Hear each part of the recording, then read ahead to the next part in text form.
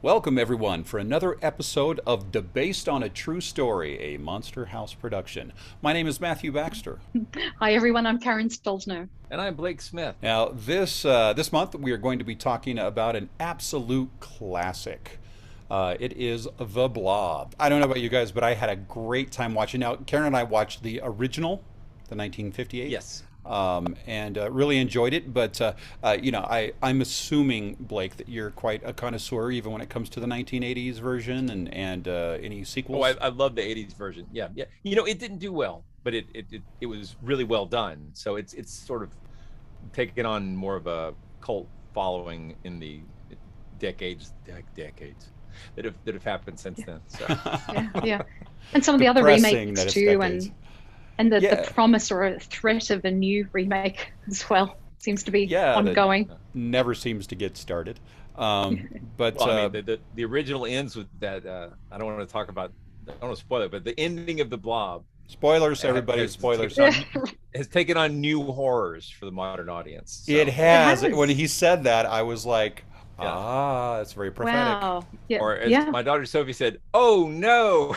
Yeah. Rightly so. Yeah. Yeah. But Yep. it was the first time I'd seen this. I can't believe Oh, I've cool. lived this long without having seen it. And I do believe it, Matt, it was your first time as well. To watch it from beginning to end, yes, it was, and because I think we've all seen clips, whether we like it That's or the not. thing. Yeah, I think watching it, I felt like I've seen this before just because it's so iconic. It's so classic. I've seen lots of bits of it and the one from the 80s as well, that it all felt familiar. Starring Stephen McQueen. Don't know if there's any That's relation to right. Steve McQueen, Yeah. playing a The hot teenager. new teen, the Yes, teen heartthrob at 28. Yeah, sensation. Yeah. yeah. So, Yes. so Yeah. he might be more related to Luke Perry in that sense, but Yeah, very It does Beverly feel very Hills CW. 90210. Yeah, yeah. Yeah. Exactly. It's like all these late 20s teenagers. Yeah, yeah, yeah. It's good stuff. It's Yeah, good that quite. stuff. that's been a thing. But apparently, when the movie came out too, it was distributed as a double feature with "I Married a Monster from Outer Space." Oh, Hmm. it's a So, perfect drive-in date, situation there. Sure to have your date snuggling close next to you because of the absolute Probably, fear. yeah. I mean, it's pretty severe cosmic horror. I think maybe only surpassed by the nightmare that is I Had to Divorce a Monster from Outer Space, which is more of a legal film, but it's Lots of very yeah, not as good. entanglements there. right. Um, Uh, well, Matt, do you want to talk a little bit about the plots in the movie? well, it's an interesting plot because around this time there was a bit of a flying saucer fear craze gripping the country anyway. So to have another kind of alien movie happening, they wanted it to be like nothing else that had ever been seen in terms of aliens. So what happens is this meteor becomes a meteorite and crashes into Earth, and the local old hermit comes out with his stick and pokes at it, like you do, Well, you and know what I think's it's a story interesting? for the ages. I mean, yeah. Go ahead, Apparently, he Karen. did have a name too, because they keep referring to him as Old Man or Old Timer. But apparently, his character name was Barney. Oh, Perfect really? name. Yeah, that's That's perfect. interesting. No, Yeah. before we go too far, Karen, was this any trouble for you to watch? I mean, with you being a vegetarian and the movie starting out so much meatier. No, but that You joke was got a me on problem that one. for me. That joke is pure corn, so I think it's fine. It's fine. Yeah. Uh, Well, there was a lot of no, cheese in it too. I mean, there's certainly a lot of disgust. I think even if you're, and I know that's not exactly what you're saying, but if you are a meat eater, um, and I guess we're going to get into this in a minute too, but just that the blob is quite foul and disgusting, and even more so in the 80s version. Oh my gosh, yeah.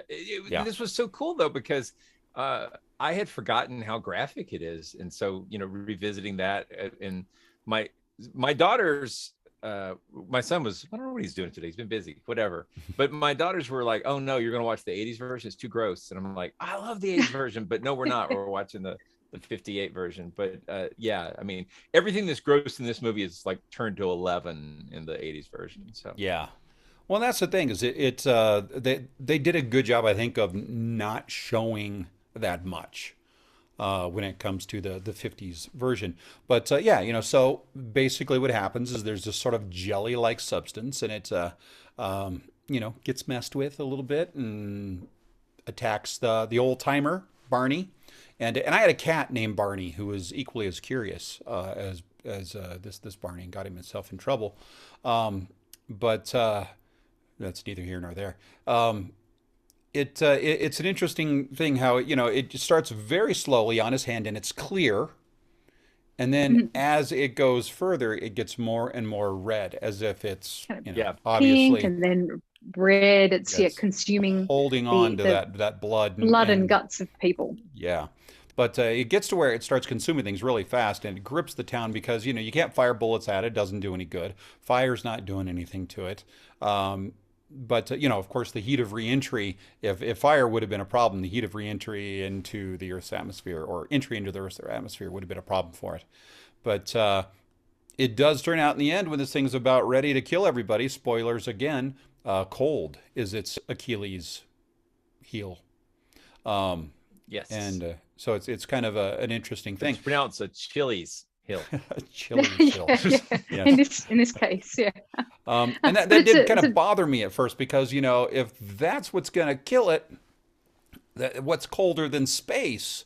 But then I realized it didn't kill it. It just kind of put it into a stasis, which is how it stayed alive, floating around out there in space, frozen.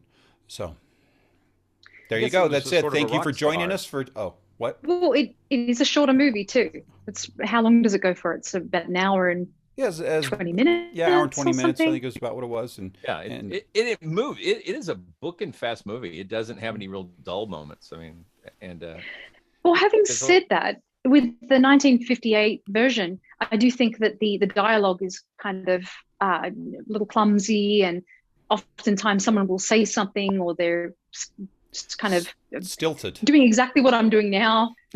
Yeah. So very unrealistic. I mean, it's an older film, and certainly this the way that they speak, it's just a little bit slower, and I thought it was kind of slow moving at first too, but then it speeds up. Speaking of the way they speak, I thought it was interesting of the issue over Janie Girl. I thought was kind of fun. I mean, that was a little bit of a women's lib type of thing there for a second, where she's like, "My name is Jane." And, well, I wasn't sure what they were trying to say with that. I wondered. Yeah, if it still is very confusing. I wondered if they were saying he was a player or something like that. He was confusing her with another girlfriend named Jane. It wasn't sure. Well, because then she comes back later. This was supposed to be their first date. Right? Yeah, it was act like they don't know each other, but then later, it's 20 minutes later, she says, "But I know you." That's right. Yeah. Well, how? I called you Janie Girl.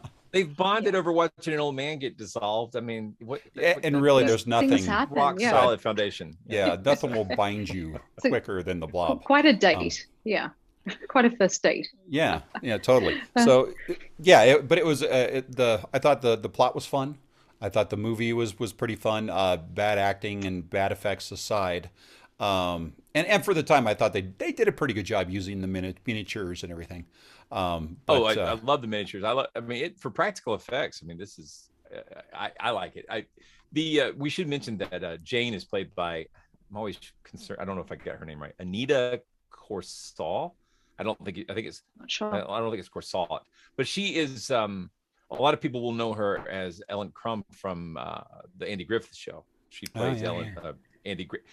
Sheriff Andy Taylor's girlfriend over many seasons. Right. Okay. And allegedly had an affair with him. Allegedly. Yeah. Well, speaking of which, we should mention the cops as well. I really thought that with the skeptical cops, especially, you had Dave.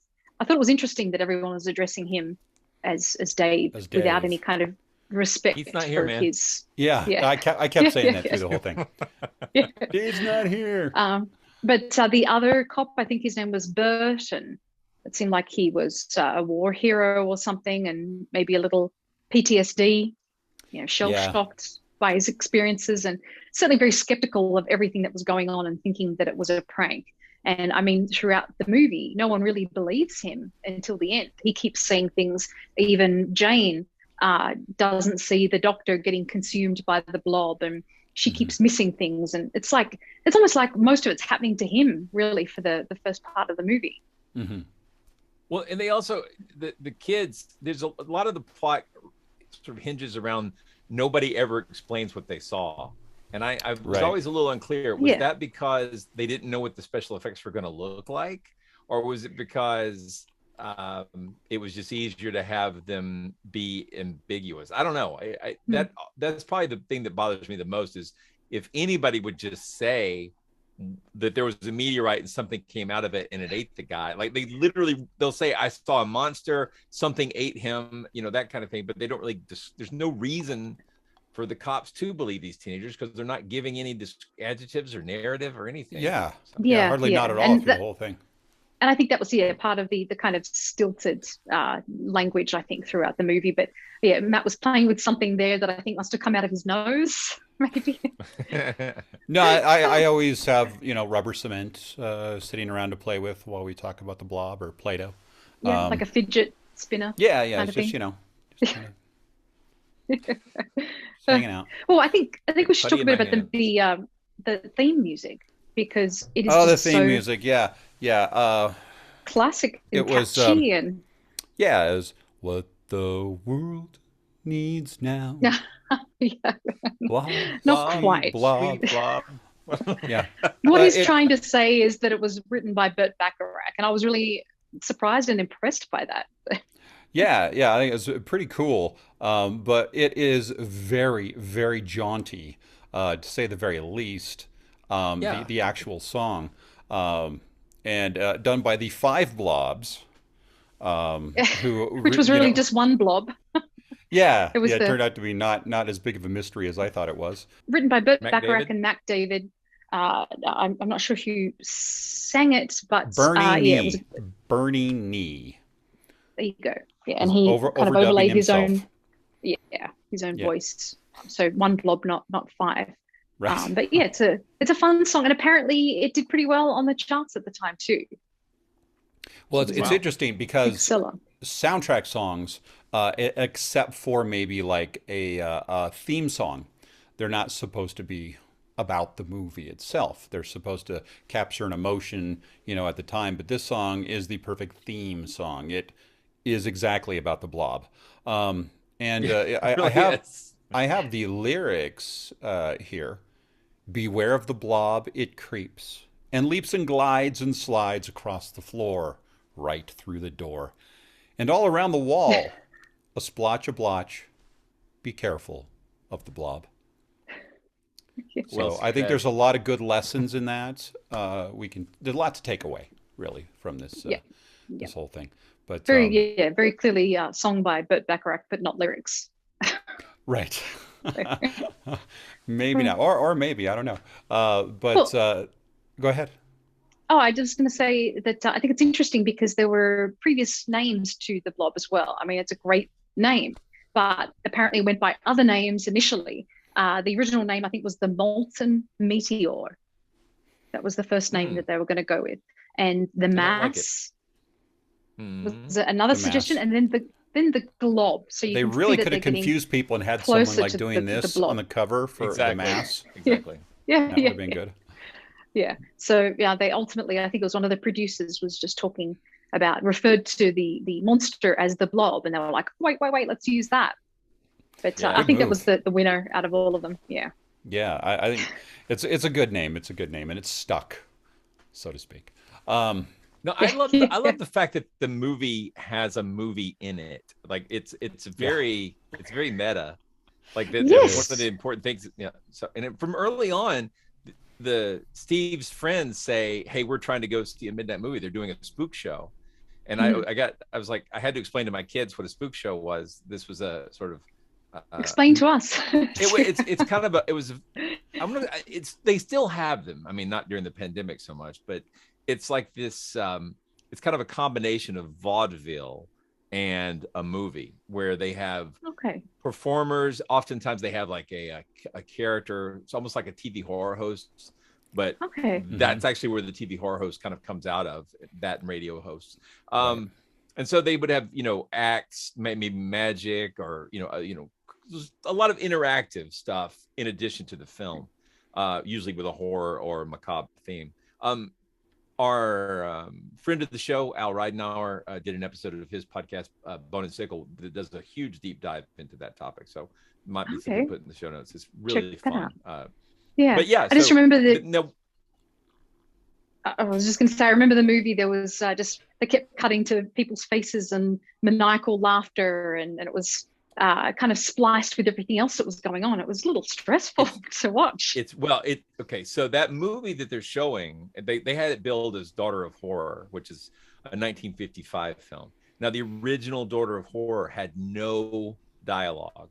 It was made by a guy who had never made a movie before, and it's a very surreal, dialogue-free nightmare of a film. And in fact, it was banned in England until like 1970 because it was too traumatic. Wow. But they wanted to recoup their money, so they recut it. It was originally titled Dementia. So the Daughter of Horror cut has been re-edited with narration by a guy named Ed McMahon. So that when you hear that voice, that you are correct. That's actually Ed McMahon doing the narration on a film originally called Dementia, retitled Daughter of Horror, and buried within the Blob, which honestly, being buried within the Blob is literally the thing that makes it famous. I mean, that's the reason most people know it. So. Well, I thought that on the banner on the front of the theater mentioned Bela Lugosi. It did. He's not in it. I wasn't sure if that was the film. It was like that and they Bela were showing, Lugosi. or right. Yeah. My assumption is there was going to be a Bela Lugosi feature. These spook shows would generally have more than one thing, so there would be maybe multiple movies and shorts. It was a length. It was usually afternoon, but it was a long term. It was a multi-hour, as they said, get your 85 cents worth, right? Right. Yeah. I think they were playing it at midnight, though, weren't they, in the movie? Right. This was a midnight version. Yeah. Yeah. Which just goes to show you, midnight movies were not invented for Rocky Horror. So right. But we'll talk more about that in the future. It's more Rocky Horror paying tribute to that. And speaking of tribute, there was a Troma film called Adam the Amazing Zombie Killer that actually has a movie within the movie as well. Well, they're all at a movie theater watching this terrible movie about zombies while they're actually in a terrible movie about zombies. That happens in Demons too. You're right, but it has actually contributions from Dario Argento and several other people. But it's a European horror film filmed in Germany, largely by Italians, about people going to a movie theater and being trapped in the movie theater, watching a movie about the resurrection of Nostradamus, which leads to demons coming out in the audience. Oh, it's great. Yeah. Wow. Yep. But it's Demoni is the Italian title, but yeah, it's demons. Cool. It's something. Demons. It's a wild ride. I remember the cover more than I remember the. Whether it's Night of the Demons because the cover said it's like the most frightening experience ever, and I was scared to rent it for years, and now I watch it and I love it because it's got this incredible rock 80s soundtrack with like Billy Idol and all these other different bands. It's just crazy. Burt Bacharach. It's good. Demons. Check it out. I think because we should talk about the other remakes and similar versions too. Well, just before we get into that, I just wanted to mention as well. Just in reading about the film, that they came in under budget. So apparently they had a budget of about $120,000 and that they came in below that. But I thought it was interesting that they paid Steve or Stephen McQueen about $3,000 and he refused an offer to take 10% of the profits because he just needed the money at the time for rent and for food. And apparently the film has made about $4 million. So yeah, I thought that was interesting. What a shame. Yep. So mathematically, this didn't work out for him. Right. No. nor him being a teenager. No. Yeah. No.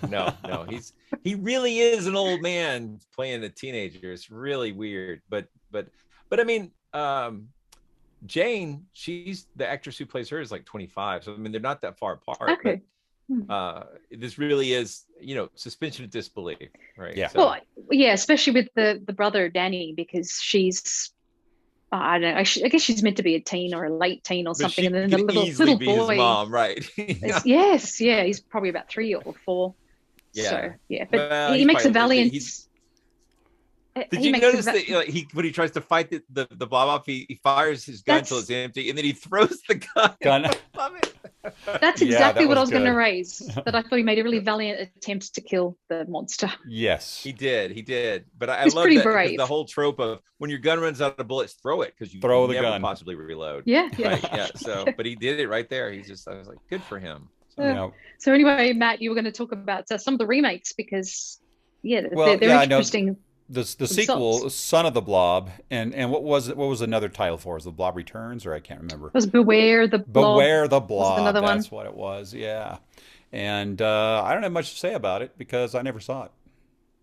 Well, yeah, I've never been able to get it to Yeah. see it. I mean, it's not like I'm forbidden, but I mean, I've never, Wasn't that one I've Larry? never It had was the Larry interest. Hagman, wasn't it? It was like yes, JR's Right. yeah. movie. Star, I The think he's movie in that it, but he's also JR directed. Shot. Yes. I Yeah, love yeah, that. yeah. I love that. So, Yeah, so that was I think 1972. But I mean we've seen bits and pieces of it, and it's more a comedy I think Yeah. than a horror. Yeah. It's yeah. there was so much of that. Kitschy. Yeah, kind of comedy in it that I think that's part of the reason it didn't do well is because it was almost just too wacky, in that sense. Yeah. But what are you going to do? I mean, the theme music of the original is upbeat, but it's largely a very serious film. I mean, Mhm. there's points in it that Yeah. are a little whimsical. There's some comedy in it, like with him interacting with Officer Dave at the beginning. But I mean, generally speaking, it takes itself seriously, and the stakes are high. A lot of people die in this film, so Yeah. Oh yeah, but it is definitely a juxtaposition. When I heard that music, I don't know what I was expecting, maybe a Bond film or something. But yeah. yeah, it But was it's a got little that strange fun to go from that. animation with the title sequence with the little red circle blobs animated, Blobs, kind of yeah. growing and Yeah. shrinking. Yeah. It's such a fun movie. But It It is. I is. really enjoyed it. Yeah, Yeah, and you walk so away what's your at the end favorite? liking it. What's your favorite then, Blake? The original or the 1988 version? I think they're they're like a family, and I don't want to break them up or try to pick my favorite. You couldn't. They just continue to I grow. really like both of them. I mean, the 88 version, if it has, and this is terrible, I shouldn't say this, but my big complaint about the 88 version is just that I don't think Kevin Dillon had the chops to be the main character. Like I just didn't find him to be as enjoyable to watch. I don't know, but I mean, he does a Fair That's enough. why fine it's why you see him in so job, many but- movies. Yeah, I mean, he did a good job. There's nothing wrong with it, but I just didn't find him that engaging. That's the chemistry issue. Everything else about the movie I found engaging. Good Lord, that movie rocks. That movie has some of the most disgusting visuals you can imagine. Just people, and it doesn't Yeah. like. Will the movie kill a kid? Yes, this movie will kill some kids. This movie. But he deserved it, right? Yeah, he was Yeah. a brat. He was It also a bit of a has brat. Yeah. It has a cameo by Dale Close, and Dale Close is not that famous as a movie star, but he's very famous in comedy as a sort of pioneer in the world of improv. So, if you're a Okay. big improv fan, it's one of the two movies I'm aware of from the '80s where Dale made an appearance. The others being The Untouchables, where he's the guy who tries to bribe Kevin Costner. So, yeah, Well, I think we should talk just a little bit about the comparison of the Blob, the actual monster in the original film, as opposed to the '88 version, because I thought that was terrifying. Really, the Oh, yeah. contrast. It seemed to be have a lot more to it. To have tentacles and looked very kind of it's pussy more and it's more Lovecraftian. Yeah, it could almost like reach can out shoot and grab you. tentacles and stuff. Yeah, it Yeah. was definitely bizarre. I mean, but the thing is it was different fundamentally because it wasn't an alien in the remake.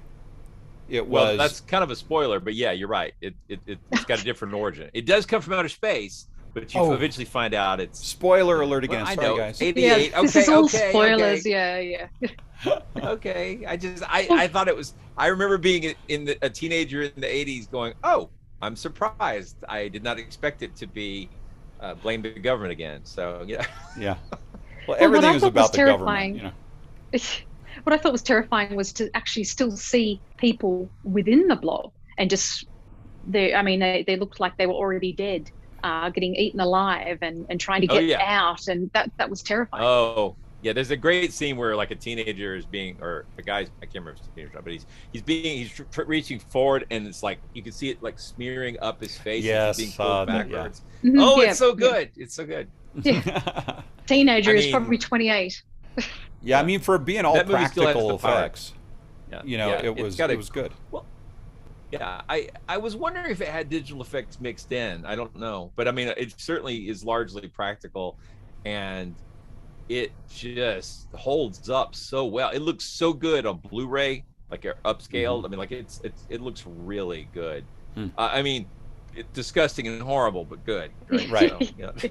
Hey, hand in Yeah. hand. And do we know, because I think with the original Blob that it was made from silicon and red dye, it looks a little jello-like. Hmm. What about with the 80s version? Do we know anything about the special? Well, you mentioned a little bit, but with the what the Blob was made from, aside from people, apparently. Yeah, I don't know. The first one was made from silicone. I haven't looked into it. I'd have to go hit my Fangoria archives and see if there's anything in there about it. Yeah. Well, as No, we it were just it watching, was gross. yeah, it was definitely gross. But as we were watching the 1958 version, Karen and I, the scene where they're running out of the movie theater, uh, Yes. we were both like, "Oh man, that looks like so much fun," not Yeah. realizing that that is a thing that Yeah. they have. Well, I don't know what during Blobfest. Blobfest during COVID. I don't know if it's so much of a thing, but But the movie theater's still there. yeah, the Yeah. Blob Ball. Capital Theatre is what it's called, and yeah, so of the Blob Ball. So it's in Right. It says Phoenixville. right after the Blob running out reenactment, and that's Wow. It's just the Phoenixville in coolest thing. Pennsylvania, Yeah, that's awesome. That is awesome because and it's the actual movie theater that this Yeah. was filmed at. That's the coolest thing ever. well, I think it was fun in the movie. I caught a couple of the people who were running out. Instead of looking terrified, they were laughing. Laughing, yeah, yeah. So yeah, It's that, and it did. It that just looked would be like so much fun to fun do. to be filming that part, and it turns out that that's actually an event that they hold. So I would, you know, Do if they still have do they still have healthful air conditioning? I'm I always sure thought they that was do. funny. It was like Yeah, healthful air conditioning. yeah, I I saw mean, that too. it's hot. I That guess it's helpful. Yeah, yeah. But I think that Not if should the be blob's a. coming through, but That's true. That's true as yeah, well. But we should have a Monster Talk pilgrimage to a Blob Ball, um, and Oh, I would love would to. be I mean, do a fun. like reenactment of the running I out scene. there's there's a lot of stuff to see up in that area because you get over there Hmm. near Pittsburgh, you're getting into Romero territory. So And you that's pop over that, at Maryland, you can get close to Georgetown and see the Exorcist steps. there you go. There you go. Lots to do. Yeah, yeah. And there's Well, many I more, actually obviously. Yeah. You know, I don't geographically, know. like, Go wait, see the is Liberty what's Bell the or something, but closest to that'd be the dumb. Yeah, But I so got to spend a week in Philadelphia, and you know, it's a lot different from Pittsburgh, but Philly's got a lot of cool stuff you can go do for free or really low, you know, like for not much money because there are all these, you know, federal parks and stuff. So yeah, and yeah, cheese steaks, right? there yeah. are cheese, which you know, I discovered like I love cheesesteaks, but for me, I always like provolone. And then when I got up there, I discovered like half the street vendors were putting cheese whiz on the cheesesteaks, and that's normal. Ah, That's normal. And I'm like, are Very you Blob joking influenced. me? Yeah, yes, that's maybe weird. I don't know, but scarier than the I mean, blob. I love local Close fare, to the but same you can ingredients, though. you can keep your cheese whiz. No, thank you. Yeah. There's So a what catchphrase is for the that? show. Is Keep your that cheese Yeah. whiz. Velveeta? Is that Velveeta? Is it the same thing, or is it just kind of cheese in a No, can? no, Or Velveeta. Not quite. Velveeta would be fine. That yeah, this Uh, was like literally Velveeta like is a can of processed spray cheese product. Right. okay, Cheese in a can is Cheese whiz is orange goo that pops out of a can. I don't know. You know, send that's your hate kind of mail. Velveeta. But anyway, well, you're making me think too Oh, is that why they call it the government in cheese?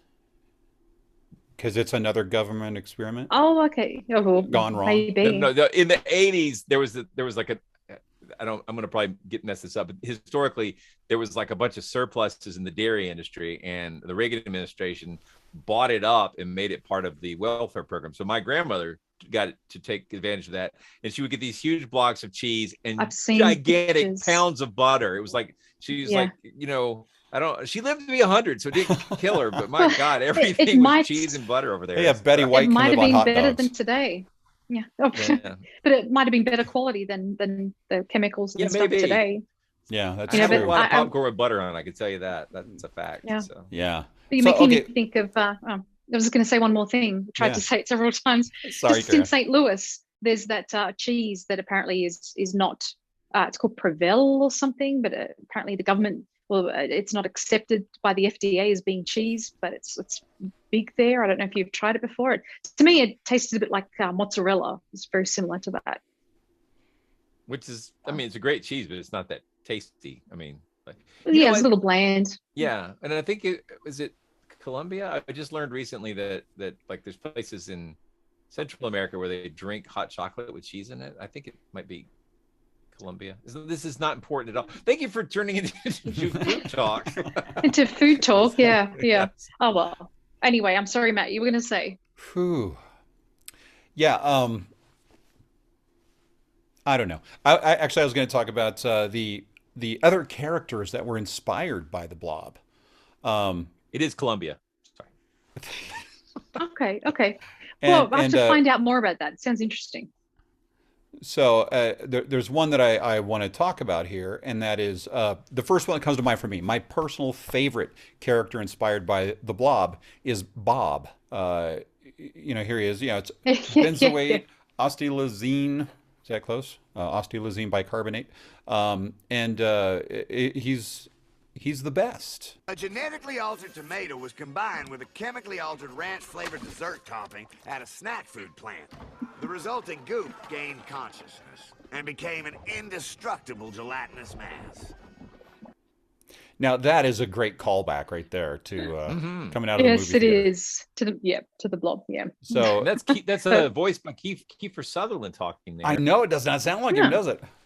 Yeah, yeah. I didn't recognize Son him. of No. Donald Sutherland, who appeared in the 1970s version of Invasion of the Body Snatchers, which has a very similar idea of aliens coming from space. So, Yep, and it all together. assimilating us in a sense.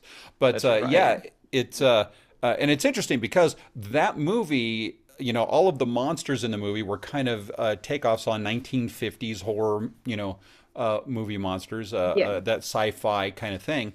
But Bob, although he's inspired by the 1950s Blob, he's actually modeled more after the 1988 Blob because he's a government or he's a project gone wrong. He's not an alien. Because then he would fall into the alien camp, and Monsters versus Aliens would have been lopsided because they would have had That's Bob on true. their side. That's true. Yeah. So Well, I like I'm the way glad that they thought he. that through. Yeah.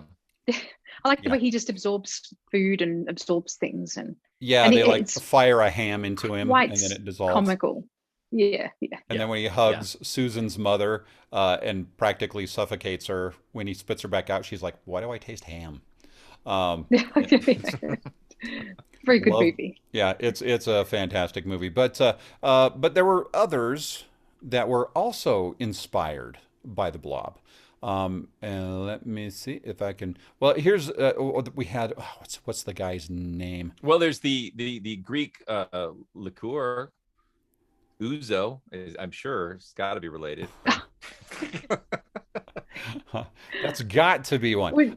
No, in fact, I just think I found him. Now, I didn't really know this one very well, but I believe his name is Blobby, and he's Oh, from Hotel Transylvania.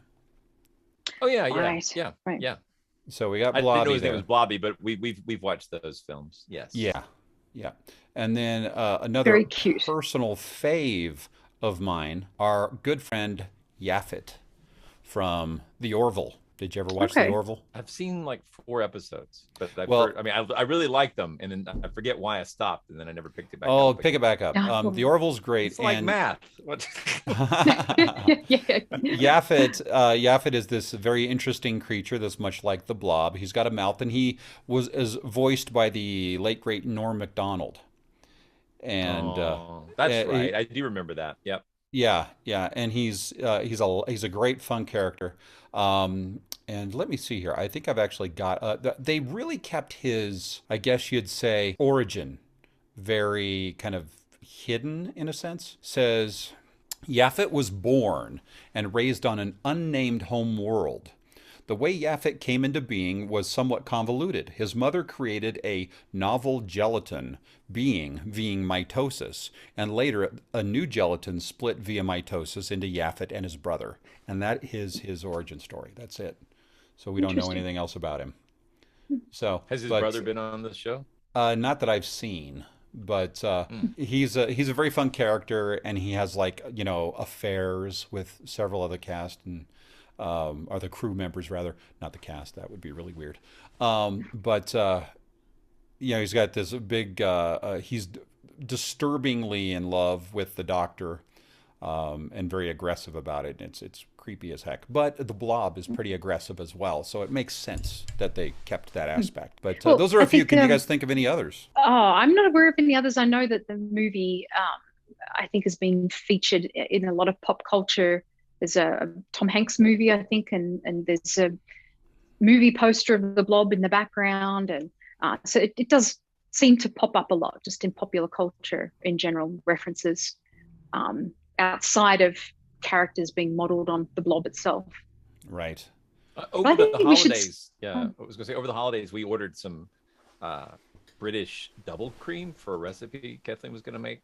And Oh, like then a clotted cream, or yeah, but the seal broke and it sat at room temperature in my pantry for a couple of weeks.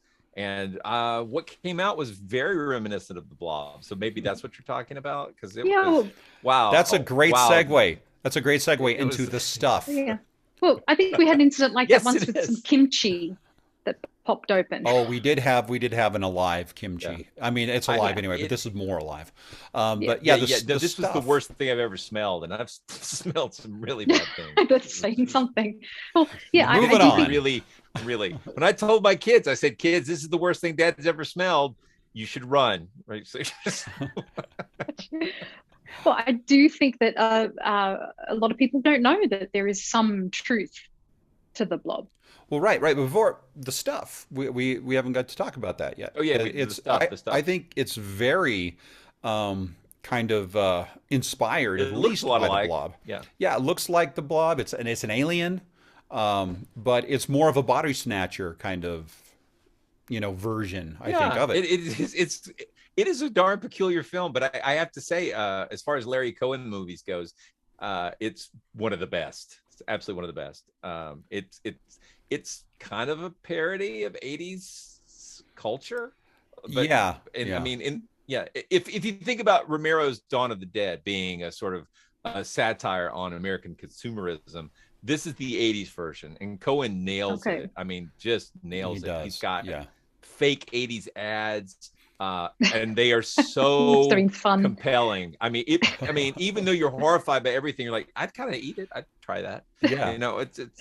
It's really great. I don't they know how we went basically- from that clotted cream to this, but Well, anyway. because Oh, they it's- took it- the it looks a Blob. lot. It looks, yeah. Yeah, they took the Blob and they made it into a yogurt, treat. Yes, Is basically Oh, what he right, is. right. Like, it's like a merger between My Nightmare and in this movie. Yeah.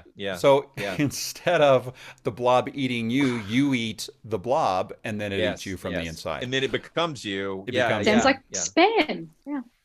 Kind Yeah. of, yeah, a little bit, yeah. Yeah. There's It's a the relationship Spanish there. Inquisition. No one Yes. expected it. Thanks. All righty then.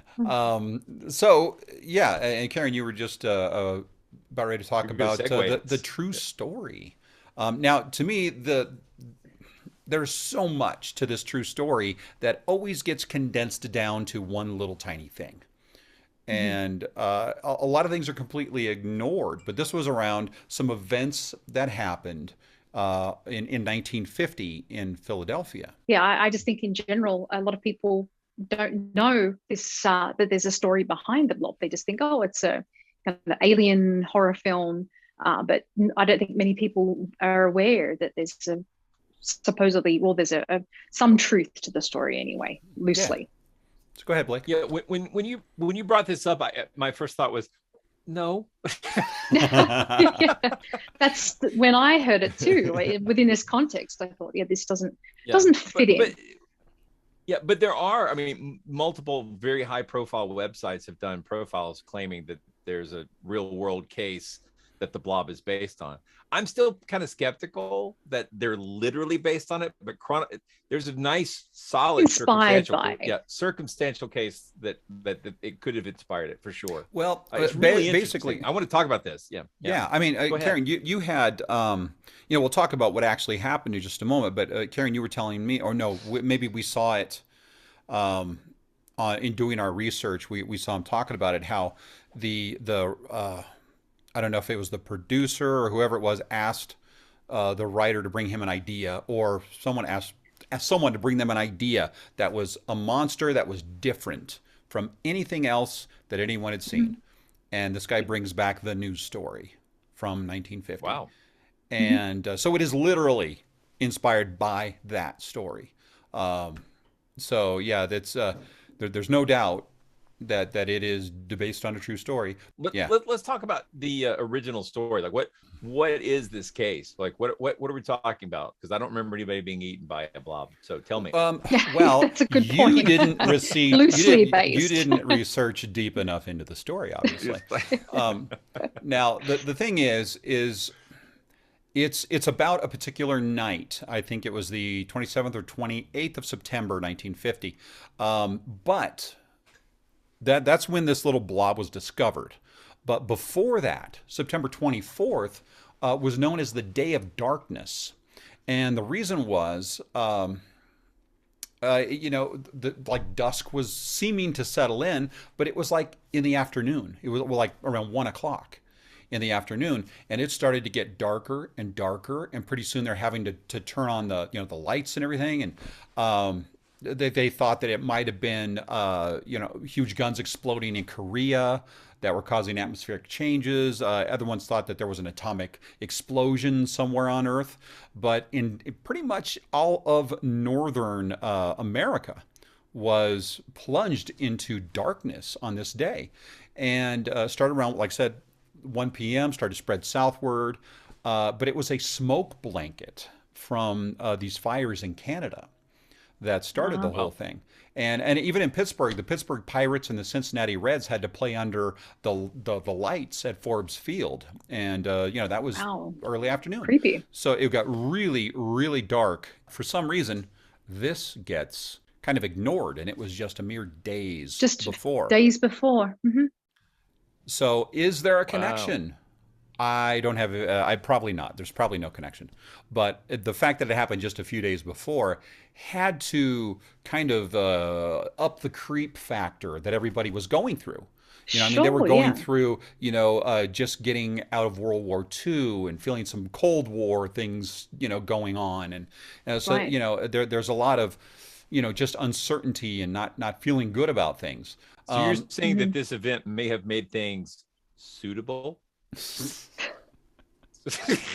You seemed like you were going to do this for some reason, the way you said that. Very evil. That was very evil. But I would agree that I think if this had just happened, that people would have been more on the alert about anything that was strange. Right. So basically what happened is on this particular night, there were two officers that in Philadelphia that saw a shooting star, as they called it, and they thought that it went down and hit the earth. Now that is a really difficult thing to see without some sort of impact, debris and so forth. Shooting stars tend to be a lot further away than we think they are, and they're hard. It's hard to tell. So, but it's such a common thing for people to think that they just fell right over there, and they even use that in the movie. They talk about yes, just like when lightning strikes. Let's go and chase it. Yeah, exactly. Basically, these two officers go out and they try to find where they think it landed, and they find this sort of purple, goo, and it almost looks like there's some crystals inside of it. One of the officers, using all of his training and everything else on safety, shoves his hand into it. And as you do. Yeah, and when he brings it back up, it's basically evaporating very quickly, and just leaves kind of a residue, which he goes and washes off. Then the rest of it on the ground tends to, just evaporates as well. Now, they report this to the FBI. Here's the actual FBI report. that was sent to them. Nice. Very cool. So you can actually see what happened there, and it really turned out to be nothing. But they did see what they thought were crystals in it. Now that's kind of where it ends. They decide that it is what's basically called star jelly, Yeah. and um, and people have found star jelly, throughout history. So it's not something that started, around the time that airplanes were flying. Because that's another thing. Oh, airplanes, with the blue ice, all that. No, that doesn't make sense either. Because this was going on long before airplanes were flying. Throughout history, Can I people yak have about star found. jelly for a sec? Can you do what? I want to yak about star jelly for a Yes, second. yes, absolutely. So it turns out this is something I've wanted to talk about on our Monster Talk show for a long time, but I haven't been able to. It didn't really feel like it was justified. It's something I'm interested in and have been for years, but it's not exactly a monster. But here's nice, lovely monster adjacent territory, so we can talk about it fair and square. So it's one of those ideas that was picked up by Charles Fort. So for a lot of people who run into star jelly, the first time you do, it's in a collection of Charles Fort stuff or a magazine like 40 Times. It's known as star jelly. It's also called, I see it written, it looks like powder sare, but it's Welsh. I think it's Yes, yeah. Yeah. So it's Welsh, so it might be like spelled powder sare, but pronounced, fruit wobbler mangrove. It's really hard to say. Right. So it's like, Yes. but it's this. People find it like clumps of it in the morning. It's reportedly often found in October. I don't know why, but when people have taken samples of it, it never comes back to be biological, or it comes back as like some kind of regurgitated animal product. Yet most of the biological options are more likely like a fungal thing. And the crazy idea that it might be one thing making all these stories is probably a giant mistake. It seems I like agree, from yeah. the descriptions, it's probably there's multiple explanations. Different some things. of them A lot of biological, things- some not. Yeah, a lot of things being misidentified. But yeah, it's Yeah. pronounced Pooter Sire. So Okay. Yeah. or something along that. But yeah, it's Well- not spelled something anywhere along near those that. lines. Haven't there been theories too that it's like deer semen or frogs eggs or something like that? Yes, and again, lots of regurgitated misidentified. frog innards. Yeah. Yeah. I mean, because they're talking about like if a bird were to eat some of the frog eggs and then regurgitate it back up, that it might look something like that. Except they have never found a single frog egg or embryo or anything in any of the stuff that they found that's been looked at. Anyway. I'm skeptical of that, and I'm skeptical that water spouts make fish falls. These are real things that are reported, but I think most of the scientific explanations, they try to get one. This is the answer, and that each one of these cases is probably something a little different. Yeah, I would Right. agree. Yeah. Right, and I think there is a natural explanation. But yeah, I mean, to don't have think all that's- these different sightings of different kinds of slimes and jellies and stuff like that found out in nature, which there are a lot, to give them all the name star jelly is folly. But Right. When a they deer can't- has sex with a frog and it makes a bird throw up, that produces star jelly. or a It's cockatrice. a beautiful thing. Yeah. But I do think it was such a fun adaptation to take that story and to turn that substance into a monster. I mean, that was a really but there's creative more. idea. There's more to the true story. In Frisco, in Texas, because there are lots of Friscos. Right. In Oh, yeah, 1979, there was another case of a substance being found, and that NASA issued a statement and then retracted it and made another statement a few days later. Apparently, the conclusion that was come to, it was a Mrs. Sybil Christian in Frisco, Texas, reported in 1979 that she had had blobs of purple stuff in her yard, and there was an investigation, and NASA geochemist Doug Blanchard reported to the Straight Dope, which is, I love the Straight Dope. Says the blobs were found by Mrs. Sybil Christian on the front lawn of her home in Frisco, a farming town near Dallas. She described them as looking like smooth whipped cream, only purple. The blobs, which was about the size of a telephone and weighed a couple of pounds apiece, were warm to the touch and contained small chunks of lead.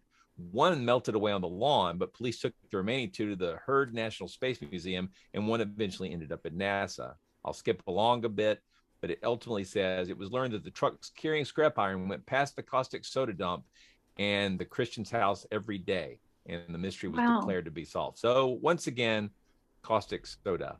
Well, caustic soda then got transported to Philadelphia. Yeah. In terms of, an excuse. So not by those trucks, but because I guess there was a nearby battery plant or something. Yeah, exactly. Same thing. Yeah. You use caustic soda to clean out the impurities of lead and battery. And since it actually had lead in it. Yeah. It used to be in our laundry detergent as well. And that's why our lead clothes. Or caustic soda? Caustic soda. And maybe lead. I don't know. But I guess it if you're chainmail, right? Yeah, but so that's why over time, your clothes would start to look like they were acid washed. The more you wash them. Okay, in the 80s, yeah. Yeah. So, but basic wash, right? So. Yeah. Gotcha. So the other little bit here that is never talked about, and I don't know why, is the government not far away was working on an interesting thing here. Let me show you a map really quickly. So right here we have Camp Dietrich. Can you guys see that okay? Mm-hmm. Here's Philadelphia right here. So not very far away. They are working on a biological sort of, it's very big on biological weapons and biological weapon protection and things like that at the time. And they created a bacteria that was supposed to, my knowledge on this is very surface because the information on it is not all that out there, but it was supposed to sort of help protect against anthrax. But it was a type of bacteria that also had a different look to it, so it could be distinguished, and that's it there, from but see the nice purple color it's got there. Yeah. So now they say that it's completely harmless to humans, but around this time, a lot of humans were unwittingly test subjects as they went ahead and dispersed a lot of this bacteria out to Philadelphia and some places in California and Texas during between the early 50s. And they say, oh, it's completely harmless, doesn't do anything. But later, some tests on it revealed that almost anybody that was subjected to it died from heart disease. Now, I went back and I tried to find the officer, John Collins, who stuck his hand in it, to try to find his obituary and see what he died of. Unfortunately, I was unable to find it, but heart disease is also really He's popular. still alive. Yeah. It's a very popular way to pass on, so that wouldn't be that big of a surprise if that was the case. But that is another one of the theories that is not as well circulated, but I think it probably should be, although it does lean a little bit more toward the 1988 version of the Blob, again, because it's government conspiracy. But yeah, Camp Dietrich, not far from Philadelphia, and they did actually sort of disperse that. I guess it was released in San Francisco, New York, Washington, D.C., along the Pennsylvania Turnpike, and other places. Now, there were Army reports released in 1977. It was that revealed all of this, but it was part of Project Shad, which is Shipboard Hazard and Defense. So, kind of an interesting. They also little contributed piece. to MK Ultra. Camp Dietrich did. Right. Yeah. That's messed up. I mean, MK Ultra is a very shameful thing in American history. I mean, we have lots of shameful things in American history, but that one in particular is disturbing because so many of the records have been destroyed. So and the things that we do know about it are so horrifying. Who knows what all was going on? But the possibilities of what the Blob could have been expand, and we'll never really know. Expand. And but it's just like the Blob. Just like the Blob, but at the same time, it doesn't matter that we don't know. it's it inspired some great movies and some great characters, and helped launch Steve McQueen. Um, so And also when I went to see Even the eight is Stephen McQueen. Do you guys ever go eat Chinese food at restaurants and they have the poo poo platter? They have like it has been about around 10 years, it's not 11 a years. thing in Australia. Yeah, I don't know exactly what it is here. they were super popular in the 80s Mhm. with my college crowd that I hung out with. I guess I still hang out with them. We're just not in college anymore. But we used to go to Chinese restaurants and we'd get a poo poo platter, and it's like a brazier on your table. Mhm. But the thing they would use for fuel was like a purple blob of sterno, like Yeah. in a gelatinous form. It looked. We ate that night at a Chinese place, and then went to see the blob. And like, oh my god, just like It's sterno all sterno. over our table. I was like, it looks the same. Yeah, So, yeah, yeah. And sterno was a pretty awesome fuel. Yeah, it's a really interesting. I used to love the poo poo platter, and also being younger and more immature, I loved ordering it and going Yeah, it is. Yeah, afterwards. exactly. Yeah, So it is the most fun thing to order. I'll have the poo poo platter. It's like, And they're the ones laughing at you. yes. yes, they probably are. Oh, we'll bring you the Okay. poo poo platter, all right. No, yeah. Um, That's right. You're gonna get it. Well, We didn't actually mention what the ending of the blob is, which is the part that my daughter oh found chilling. yeah, Yeah, it's yeah. very important. Very important. oh, well, yes, 'Cause yes, yeah. For some reason, I thought we had, but no, you're right. We kind of hinted at it and didn't come back to it. Yeah, yeah, yeah. I think because I love just if we could throw a clip in here, because when Mhm. I was watching it with my daughters just before this show, they had that line about we'll take got it it to the here. Arctic. Yeah, Yeah. is Yeah, it yeah. There's dead? no way to kill it. No, it's Yeah, not dead. there's Yeah. no way to kill it. So we'll take it to Yep, the and Arctic. then As long as the Arctic stays cold, we're good. Yeah, Yeah. yeah. Steve says, My yeah, daughter's as like, long as the Arctic stays cold. That's exactly what he said. Yeah, but he says it in such a way. It's not like, Yeah. It's like as long he as the Arctic knows. He's like, yeah, as long He as the Arctic knows. stays Yeah. cold. yeah, Yeah. it is like he knows, If it isn't it? It does. really Yeah. is. It's like, How it seems today, yeah. But Very yeah, I think prophetic. truly horror. Uh-huh. Yeah. Oh. Yep. But it's a good film. It's good and fun. If it's you haven't another seen good- it, it's not Sorry. before time. It's another good Sorry. science fiction trope, though, that there is something, especially in the Antarctic, that's going to thaw out eventually and kill us all. That's Mhm. something that in science fiction and monster movies they are using that all the time, and we and it just have might to sit just around be and water wait. levels, but Yeah, yeah, might just be we're all going to Explains a drown. lot. No big deal. Okay, so now should we talk about our next episode? Yeah, I mean, we've been thinking about a few ideas, and Blake, you said at some point we had someone suggest Picnic at Hanging Rock. yeah, I one think of that's our it. patrons. Yeah, I don't remember it Alvin because Karma. because I would think that someone would recommend it to me as the resident Australian here. Well, But I do think what I think. Yeah, exactly. I think that was part of the reason they did recommend it, was because of your affiliation with that team. okay. Well, I think it's a very creepy movie, and I think that there's some interesting stuff to unpack there. It's not a kind of typical based on a true story in the same vein as all of the other movies that we've been talking about, but I still think it would be worth talking about some of the claims and the folklore surrounding the movie, if you guys are Yes. interested in that. I am Absolutely. It's got it's been on my to watch list, and this will nudge me right over the finish line. So that's good. Oh, okay. You haven't seen it, Matt. You haven't seen it either. Nope. Yeah, Nope. I've seen it a It's few first. times, and This yeah, cool. it's an inverse of everything, isn't it? We're not dragging you into something. You're dragging us into. Yeah. I love it. I love it. Yeah. For once, yeah. Yeah. Yeah, but yeah, It's the let's drag do that show. then. And What's- absolutely.